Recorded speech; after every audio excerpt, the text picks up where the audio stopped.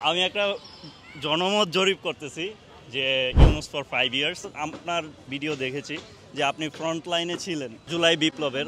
আপনি কিভাবে ভাবছেন একজন বিপ্লবী হিসেবে? অনেকেই গুঞ্জন উঠেছে যে ইউনুস ফর 5 ইয়ার্স, এটা কি আপনি সমর্থন করেন নাকি আপনি একজন বিপ্লবের স্টেক হোল্ডার হিসেবে আপনি নির্বাচন চান?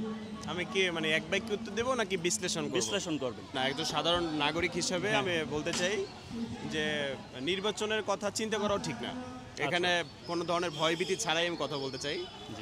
আমরা এই সরকারকে বসাইছি যে নির্বাচন দেবে এই জন্য তো না, সবাই সম্মিলিতভাবে বসানো হয়েছে দেশটা ভালো থাকুক, দেশটাকে ভালো জায়গায় নিয়ে যাওয়া হোক।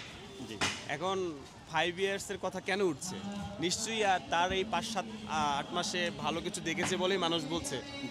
সো আমি 5 ইয়ারের পক্ষে, 5 ইয়ার না হলেও আমি 2-3 ইয়ারের পক্ষে তাকে কাজ করার সুযোগ দেওয়া হোক।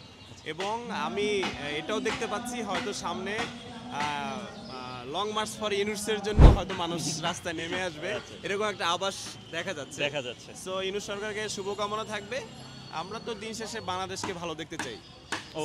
আমার মনে হয় ইউনুস সরকারকে 5 ইয়ারের কথা আমি বলবো না, আমার মনে হয় এই সরকারকে সময় দেওয়া উচিত ভালো কাজ করার জন্য। আমার মনে হচ্ছে যে আগে 54 বছর ধরে বাংলাদেশের যে পরিস্থিতি ছিল, আমরা তো অনেক নির্বাচন করেছি, বাট বাংলাদেশের ভাগ্যে কি জুটেছে? বাংলাদেশের ভাগ্যে জুটেছে অর্থ পাচার, বাংলাদেশের ভাগ্যে জুটেছে মানে টেন্ডারবাজি, চাঁদাবাজি। আসলে জনগণের জন্য কি করবে? আমি যেহেতু চায়নাতে থাকি, চায়না নিয়ে ব্লগ করি, মানুষ বলে যে ও চায়না কত সুন্দর, বাট এই চায়নাকে কিন্তু 30-40 বছরের ভিতরে সুন্দর করছে। এর আগেও কিন্তু জনসংখ্যাকে জনশক্তিতে পরিণত করছে।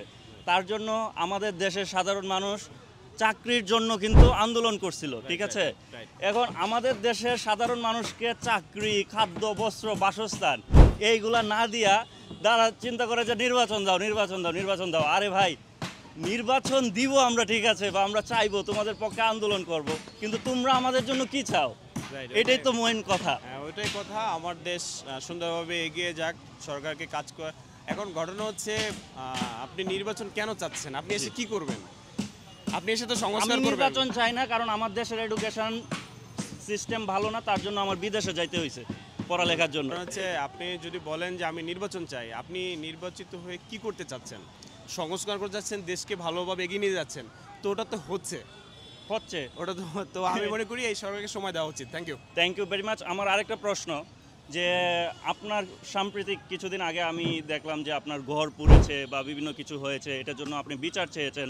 যেহেতু আপনি 32 নাম্বার যে ভাঙা হয়েছে, যেখানে বলা হয় যে স্বৈরাচারের আতুরঘর, সেই জায়গাটা ভাঙার পরে আপনি এখানে গিয়েছেন, তারপর আপনার উপর মানে কুদৃষ্টি পড়েছে, তারপর দেখা যায় যে আপনার বাড়ি পুরানো হয়েছে। সেই বাড়ি পুরানোর পরে কি আপনি কোনো রকম সরকারের কাছ থেকে পজিটিভ ফিডব্যাক পেয়েছেন? আমি সরকারের সর্বোচ্চ সহযোগিতা পেয়েছি, লাইক হচ্ছে আসামি থেকে ধরার জন্য। আর যদি আর্থিক সহযোগিতা বলেন, ওটা আসলে আমি হচ্ছে ওটার জন্য বেশি বাড়াবাড়ি করিনি, বিকজ আমার সামর্থ্য আছে ঘর বাড়ি তোলার জন্য। জি, অনেক বেশি ধন্যবাদ। যে অনেকেই ওনাকে নিয়ে কথা বলে, সো আমি দেখি আপনাকে আমি অনেক পছন্দ করি, কারণ হচ্ছে আপনি যখন বিপ্লবে, আসলে আমরাও কথা বলতে পারতাম না, আমার এই বিপ্লবে শেখ হাসিনাকে গালি দিতে 1.5 লাখের মতো সাবস্ক্রাইবার্স হয়েছে। কারণ আপনারা দেখছি জঙ্গলে পলায়া দেখা কুত্তার ইয়া নিয়ে হচ্ছে যে মাইন্ড করেন না যে ইয়া করছেন। সো অনেক বেশি ধন্যবাদ। আমরা এরকম বিপ্লবীদেরকে সম্মান জানাই, যদিও আপনি ভালোবাসা চাই। ঠিক আছে, থ্যাংক ইউ, ইনশাআল্লাহ।